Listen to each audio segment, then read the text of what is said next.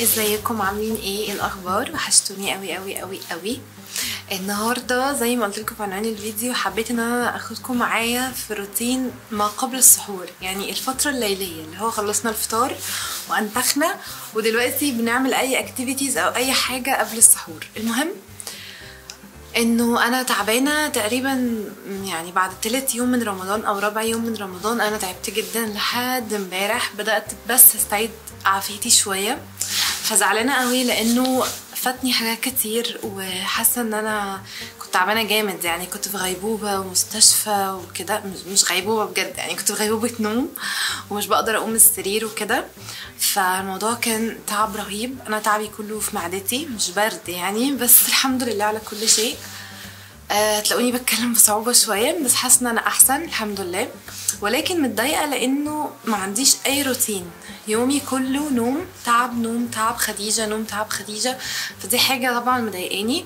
مع ان انا كمان ما قريتش في القرآن غير حاجات بسيطة قوي، ودي حاجة مزعلاني قوي لان انا كان نفسي ان انا اختم القرآن لبابا اكتر من مرة واني احاول اختم كمان لناس تانية فقدتها يعني. فالموضوع ده مضايقني، حاسه ان انا كده متضايقه يعني ورمضان بيخلص مني. فالمهم حبيت النهارده ان انا اخدكم معايا كده في اللي انا عايزه اعمله النهارده، وان انا ارجع كده لروتيني وارجع ليومي وارجع للاكتيفيتيز بتاعتي، حتى لو انا لسه مش في كامل صحتي فهاخد بيبي ستيبس معاكم. وحبيت ان انا اشجعكم لو انتوا في حصل اي ظرف خلاكم ما تعملوش حاجات كتير الفتره اللي فاتت، حبيت ان انا اشجعكم واخدكم معايا لو انتي مكتئبه او تعبانه او كده، فنرفرش كده مع بعض. وفي اوقات هظهر وفي اوقات بقى اروح اغسل وشي عشان اصلي وكده، فمش ممكن ما اظهرش كتير عشان اقلع بقى واصلي بقى وكده. المهم احاول ان انا اخدكم معايا على قد ما اقدر. بدايه هاخدكم معايا الاول نروح نشتغل شويه لحد محمد يجيب السحور. الاول بس خلونا نعمل حاجه كده بسيطه نشربها ونكمل. للاسف المفروض كنت الاقي تلج بس ما لقيتش تلج، حط حبه بس. طبعا ماما لو شافت المشروب ده هتجري ورايا، مش المفروض اشرب كده خالص. سبرايت يعني لحد هنا كده بس. وهذه الليمونه العملاقه متوريهاش لماما، انا هحط واحده بس للشكل كده.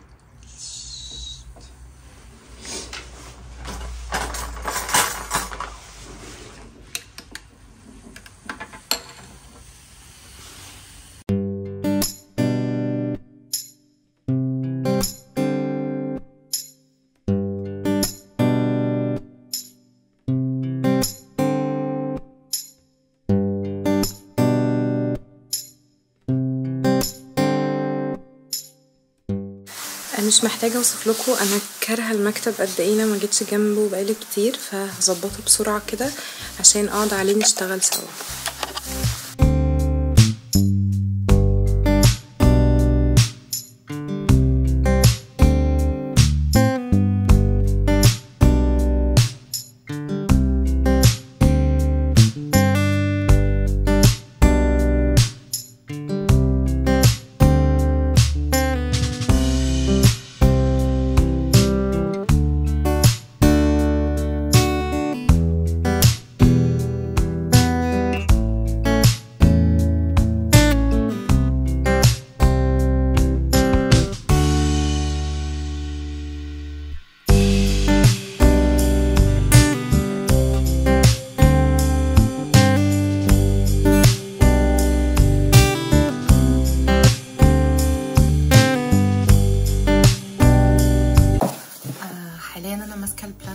اللي كنت مخططه فيها لرمضان، وعامه البلاننج ده كله اللي كنت مصوره لكم، بس ما نزلتوش بقى لان رمضان جه وحسيت ان هو مش مناسب للوقت ده، فيمكن بعد رمضان انزل لكم انه ازاي انا ببلان بالتفصيل، فهتبقى موجوده.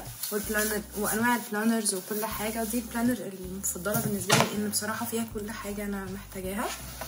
فدلوقتي هكتب فاضل قد ايه ايام رمضان، وهبدا ابلان يومي، عايزه اعزم مين، ابلان يومي في الشغل، الحاجات دي كلها. وطبعا زي ما قلت لكم انا باخد بيبي ستيبس لان انا لسه تعبانه، ومحمد اهو غالبا جاب السحور. وكل الموضوع بس ان انا حبيت اشجعكم واخدكم معايا. كمان في حاجه عاده كده كنت بدات انتظم عليها، قطعتها طبعا الفتره اللي فاتت، وهي الامتنان. ان احنا كل يوم لازم نكتب في اي نوت بوك بتاعتنا حاجات احنا ممتنين لوجودها، وحاجات بندعي ربنا عليها، وتبقى موجوده هنا دايما علشان ساعات التعب والازمات بتنسينا الحاجات الحلوه اللي عندنا. فمهم قوي ان احنا نعمل كده يوميا. فهبدا افكركم في كل فيديو او في كل مره انا هعمل كده.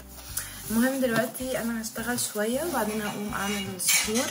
وغالبا انا ما عنديش شغل قوي ان انا خلصت رفعت الفيديو، بس هبعت اللينك وحاجات كده هعملها بسرعه، وبعدين اقوم بقى نعمل سحور ونتسحر ويبدا بقى ماي نايت روتين.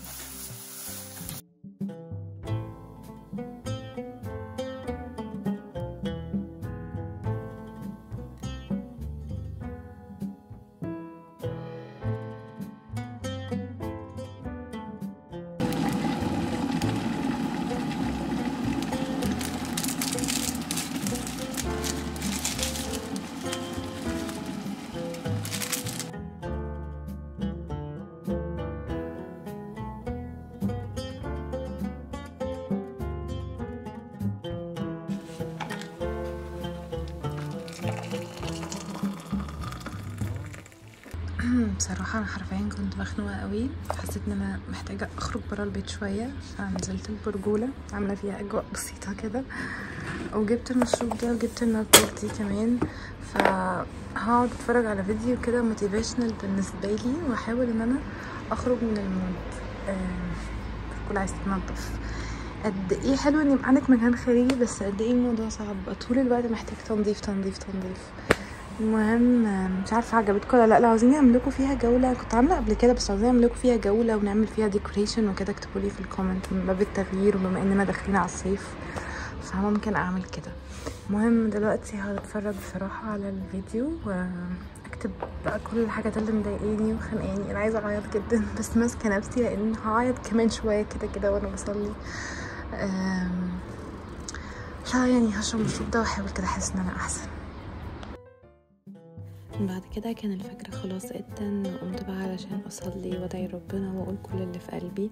عامه انا بقيت بحب ابين اكتر الجوانب الدينيه شويه، علشان انا بقيت لما بتفرج على فلوجز اي بنوته بتبين لي ان هي هتصلي دلوقتي او هتقرا قران لما بكون مقصره، ده بيشجعني. فقلت ليه انا كمان ما اعملش ده، مش من باب اي حاجه غير اني اشجعك لما تشوف الفيديو لو ما صليتيش تقومي تصلي. فحسيت ان انا مرتاحه قوي. اليوم كان بسيط بس حاسه ان انا عملت حاجه لنفسي، فكنت مبسوطه. بتمنى انتوا كمان تتشجعوا. انا صليت وهقرا قران وادعي لبابا كتير، فيا ريت اي حد شاف الفيديو ده صدفه او حتى مش صدفه يدعي لبابا بالرحمه.